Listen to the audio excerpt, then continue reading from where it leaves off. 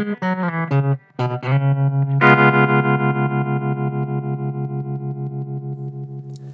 everyone, this is Tom from Dirk Witte Guitars in Utrecht, the Netherlands, and today we are taking a look at an amplifier. We are taking a look at this Fender Tremolux Blackface Duo, so head cabinet duo slash combo from the year 1964.